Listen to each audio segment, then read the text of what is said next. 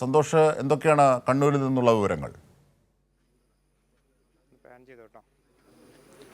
അജിംഷാദ്, ഞാനിപ്പോൾ ഉള്ളത് കണ്ണൂർ ധർമ്മടം സ്വദേശിയായ വിശ്വാസ് കൃഷ്ണൻ്റെ വീട്ടിലാണ്. അല്പസമയത്തിനകം തന്നെ വിശ്വാസ് കൃഷ്ണൻ്റെ മൃതദേഹം ഇവിടെ എത്തിച്ചേരും. നൂറുകണക്കിന് ആളുകൾ, നാട്ടുകാരും അതോടൊപ്പം തന്നെ പൊതുപ്രവർത്തകരും എല്ലാം ഉൾപ്പെടെ നിരവധിയായിട്ടുള്ള ആളുകൾ ഇവിടെ എത്തിച്ചേർന്നിട്ടുണ്ട്. ഒരു അരമണിക്കൂറിനകം തന്നെ ഈ മൃതദേഹം ഇവിടെ എത്തും എന്നാണ് ഇപ്പോൾ ലഭിച്ചിട്ടുള്ള വിവരം. ഈ വീടിന് മുൻഭാഗത്ത് വച്ച് ആംബുലൻസിൽ നിന്നും മൃതദേഹം ഇറക്കിയതിന് ശേഷമായിരിക്കും വീട്ടിലേക്ക് കൊണ്ടുപോകുന്നത്. വീട്ടിൽ അല്പസമയം പൊതുദർശനത്തിന് വെക്കും. അതിനുശേഷം ഈ വീട്ടുവളപ്പിൽ തന്നെയാണ് വിശ്വാസ് കൃഷ്ണൻ്റെ മൃതദേഹം സംസ്കരിക്കുന്നത്. നിരവധിയായിട്ടുള്ള ആളുകൾ, വളരെ ഒരു നാടിന് ഞെട്ടലുണ്ടാക്കിയ ഒരു സംഭവം തന്നെയാണ് ഈ വിശ്വാസ് കൃഷ്ണൻ്റെ വിയോഗം. അതുകൊണ്ട് തന്നെ നിരവധിയായിട്ടുള്ള നൂറുകണക്കിന് ആളുകളാണ് വിശ്വാസ് കൃഷ്ണനെ അവസാനമായി ഒരു നോക്ക് കാണുന്നതിനായി ഇവിടെ എത്തിച്ചേർന്നിട്ടുള്ളത്. അതോടൊപ്പം തന്നെ കണ്ണൂരിൽ മറ്റ് 2 പേർ കൂടിയാണ് ഈ ഒരു ദുരന്തത്തിൽ മരിച്ചിട്ടുള്ളത്. കണ്ണൂർ കുറുവ സ്വദേശിയായ അനീഷ് കുമാറും അതോടൊപ്പം തന്നെ വയക്കര സ്വദേശിയായ നിതിൻ, ഇങ്ങനെ 2 പേരാണ് മരിച്ചത്. അവരുടെ മൃതദേഹങ്ങളും ഇപ്പോൾ വീടുകളിലേക്ക് എത്തിക്കൊണ്ടിരിക്കുകയാണ്. നിതിൻ്റെ മൃതദേഹം വീട്ടിലും അതോടൊപ്പം തന്നെ അവിടെയുള്ള നാട്ടിലും പൊതുദർശനത്തിന് വച്ചതിന് ശേഷം രാത്രി തന്നെ സംസ്കരിക്കും. അതോടൊപ്പം അതേസമയം അനീഷ് കുമാറിൻ്റെ മൃതദേഹം ഇന്ന് മോർച്ചറിയിൽ സൂക്ഷിച്ചതിന് ശേഷം നാളെ രാവിലെയായിരിക്കും പൊതുദർശനവും അതോടൊപ്പം തന്നെ സംസ്കാരവും. പയ്യാമ്പലത്താണ് സംസ്കാരം നിശ്ചയിച്ചിട്ടുള്ളത്.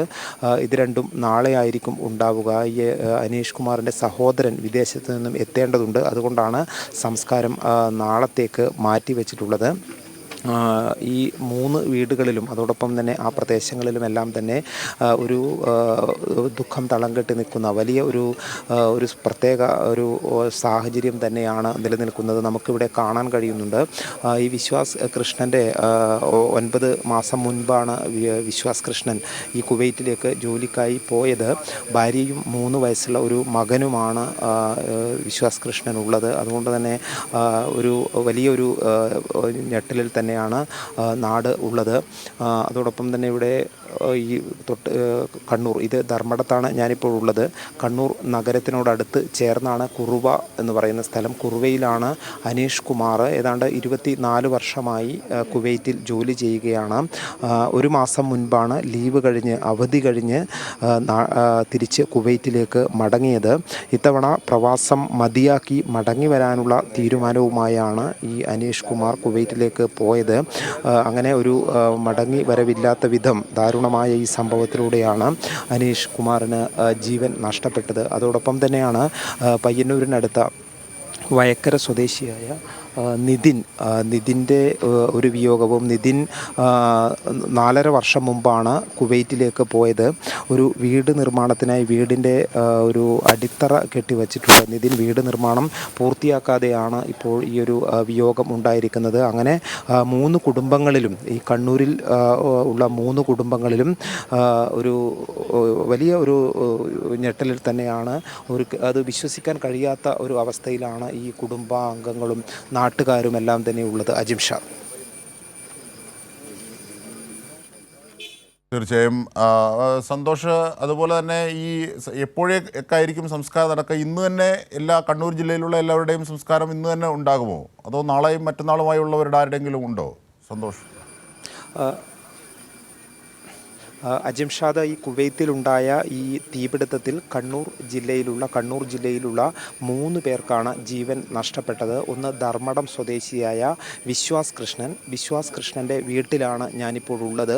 വിശ്വാസ് കൃഷ്ണൻ്റെ മൃതദേഹം അല്പസമയത്തിനകം തന്നെ ഇവിടെ എത്തിച്ചേരും.